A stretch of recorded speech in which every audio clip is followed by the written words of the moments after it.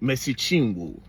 Now, I see this video I'm about to make. A lot of Nigerians will not like it because it has to do with if their favorite, one of their favorite gospel artists.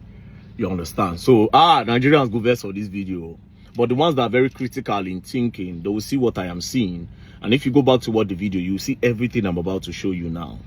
Now, throughout last week, I think it was last week, Mercy Chinwo, the gospel artist, and a record label boss, they had an issue where she now made a video, you know. She was now saying how the guy threatened her, how the guy bullied her, how the guy did everything, right? When I watched the video, read the comment section, a lot of people were just sympathizing with her. But what I saw was totally different, right? I went through the whole video. All I saw was lies, deceit, emotional manipulation, emotional blackmail, pretense from her part. And I will point out the things that I noticed, right? Before I say anything, I will tell you for free that I am a church boy. I stayed in the church for close to 10 years. So when I tell you that I know gospel artists, I know them 100. I stayed in the church for close to 10 years. I feel stage any gospel artist now in old songs, in old gospel songs, like Christian songs, where they do for ministration on a steady. I will tell you, call gospel artist name and everything. I'll tell you, right? Now, one thing I will tell you people for free, just to open your eyes, is this. Most gospel artists and people that are generally into the gospel and Christendom, especially when they are people that people know that they are popular for being a gospel related artist, they lie a lot, they pretend a lot, they fake a lot. Just take it from me. Take it from me. As a matter of fact, if you keep a gospel artist for me and you keep a secular musician for me, I will take that secular musician to make heaven over that gospel artist. I promise you, 100. 100. Now, the issue was about Mercy Chinwo and a record label boss that made her do the video. But when I was watching the video, I noticed a lot of things. Now, let me point out the things that I noticed. First things first, I'll play the video. Then you can watch it for yourself. First things first. Okay, let me even play the video first. You were blessed. First, I want to say thanks to every one of you for your immense love and support. I never believed the day would come where I would sit here to share my story. For the sake of the body of Christ, I thought to bring some clarity to a lot of misleading news out there online about the Mercy Chinwo brand. A man said I sued him, came online, made videos to tarnish my image. He looked at me and said, I made you who you are and I will destroy you. I became scared of my life. It got to a point where I had to move from Lagos to Port Harcourt because this man made the environment toxic for me. I've endured bully. I've endured threats. Whatever he's doing on social media now is nothing compared to what I went through. This is not to paint him bad. He took me to court, came online to tell the public that I took him to court. Here are the documents. You took myself and Minister Judike to court. And you're here playing the victim game. You bullied me. You threatened my life. You said you made me who I am and that you would destroy me. When you were the same person, how many lawyers have you changed now? Because you said you're going to deal with me. You have connections. You have money. What did I do? What have I done to you? I took you as a father. I was once your backup singer. I served you diligently. We signed a management contract in 2017. As we progressed, you tried to convince me to sign a 12-year contract, which I said no. Since then, you started acting funny, always toxic because I did not extend the contract. Immediately after my contract, I discovered you forged a new contract. Please tell the world what happened to the 2017 and the 2019 contract. You seized my royalties for 2 years. You're a bully. You're an oppressor. One of my major crimes was when I did a song with Pastor Nathaniel Bassi. Because this man hates Pastor Nathaniel Bassi, you went as far as sponsoring fake news about an innocent child, my son, and you said my son was not my son. And you paid bloggers because you hate Pastor Jerry Eze. You won't want me to go for his events. The people you fight, I must fight them with you. And when I ask you questions, why don't you like them? You start harassing me. Because he had threatened me countlessly. You said you made me who I am and you have the power to destroy me. You are not God and you cannot destroy me. You have bloggers. I have God. The worst you can do is what you are doing. Like I said, what I went through working with you is nothing compared to what you are doing. You have bloggers. I have God. And I know that God will not let your plan come to pass. Now, first things first, you see this video she made. If you watch the video closely, you will notice that they do break and quench. They do cut and join in the video more than 20 times. That means they recorded this video more than 15-20 times. They did different cuts along the way. They wanted to be sure that there was a director. From what I am seeing, there was a director that was saying, oh, Mercy, you need to cry, you need to seek the emotional conscience of the people that are watching you. 100. That's what I am seeing in the video. Because why else did you people cut the video in multiple places and you were joining? Now, it's not a bad thing to cut and join video to make it very, very precise.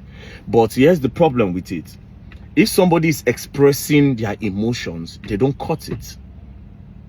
Somebody cannot express an emotion, then you cut it, and the person will still be in that mood to express. You break the emotions and you break the mood.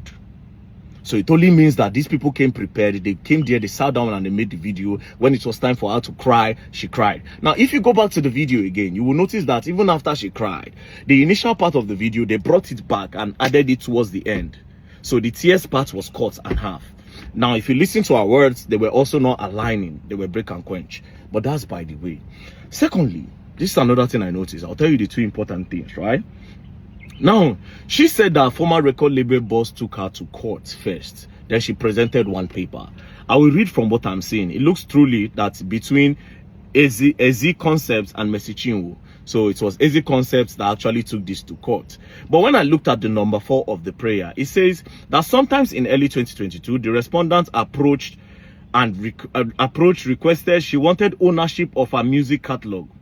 Other artists such as Nathaniel Bassey, Choma Jesus, with their music catalog in turn. It took time to educate her that. So basically what I understand from this is that Mercy Chinwo walked up to the record label one day to say, I want my music catalog, which was a problem because record label don't give you your catalog. Call Don Jazzy, call all the biggest record label owners in the world. They will tell you they don't give the musician the catalog. That's what even caused problem between Mohbad and Naira Marley. That's their major problem. But that's by the way. So she's saying that this person took her to court. It is because she tried to pressure him. From what I'm seeing now, she tried to pressure him to give her the music catalog by a lot of means. And maybe the guy felt pressure and that some money influence was behind that. That's why he took the matter to court. This is my observation. It might be false. Do you understand? That's number 1. Number 2, on the issue of forgery. Mercy mentioned that there was forgery. Now, I don't agree that there's forgery from the evidence that she presented because forgery are usually perfect. They will not even know. They will not see any mistake in forgery. Now, what I'm seeing and what I'm showing you on the screen doesn't look like forgery. It looks like there was a mistake in the documents and they tried to correct that mistake. And after they corrected it, it looks like Mercy Chinwo and the record label boss were both present. That is the only explanation of the 2 signatures that are on this date. As you can see, date 5th day of September 2017. Now, if you look at this thing well, it looks like they wrote 2015, and when they realized, they decided to correct it to 2017. That's what I can see. It might not be true. Now, if there was one signature, it would make sense. But the fact that there are 2 signatures, it looks like what goes on in the bank. You know that when you go to the bank and you want to fill teller, you want fill teller for bank, and you make mistake, they will tell you to sign on it. This is what I feel happened there. So this does not look like forgery. But they can't say it's a lie. This doesn't look like forgery at all. It doesn't look like forgery. It looks like they were both there. So this one again is off.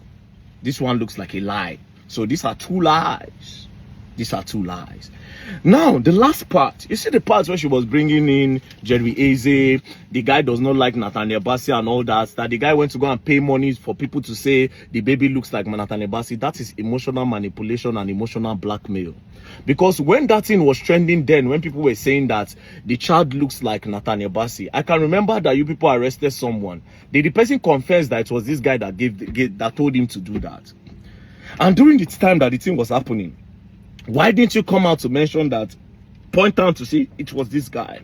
Why is it now full time? And do you have proof that it was this guy that actually paid bloggers to post that your child look like Nathaniel Bassey. That's another thing. Now, where I fear Mercy Chinwo, where I take fear, I want to come out. Now, when she bring Jerry Eze into it, what was Jerry Eze doing there? One thing. Jerry Eze has a large crowd of Gen Zs and a lot of new generation people watching him, and they love him. So by bringing in Jerry Eze and saying that, oh, it does not like Jerry Eze, obviously there's no witness for that. So she's trying to sound that, oh, me and this guy, we are always together when this guy say he does not like Jerry Eze. So this one no need witness. So she's confirming it that this guy does not like Jerry Eze. So that other people that like Jerry Eze would not like the guy. I mean, how people can come and say Verydarkman is not, what Verydarkman is saying is nonsense. Then we can now go and give it to people that will analyze the whole full video. They'll bring tactical team, bring computer. May they see how many times that video was cut and joined. That was the red flag of everything. Secondly, this part of forgery. This doesn't look like forgery. It doesn't look like forgery. At all, it doesn't look like forgery. And again, the part of Jerry Eze, come on. And that part where you say, you have bloggers, I have God. Come on, sister. Come on. Come on, man. I ain't gonna buy this thing. This thing is emotional manipulation, baby. It's emotional manipulation. That's all I can say. Now, I didn't want to investigate this matter, but if I say I go put my mouth for this matter, I go find what I need to find. But I know when somebody, I don't trust the easy, I don't know him from anywhere. All this analysis I'm doing is based off on the video that Mercy Chinwo posted, and that video was too perfect for me that made me see faults in it. I'm sorry, a lot of you will not be happy about this video, but it is what it is. Like I said, I go investigate that. I go investigate this their matter. I won't know what really happened. Peace and love, don't play. Else you go and learn, I will learn the hard way.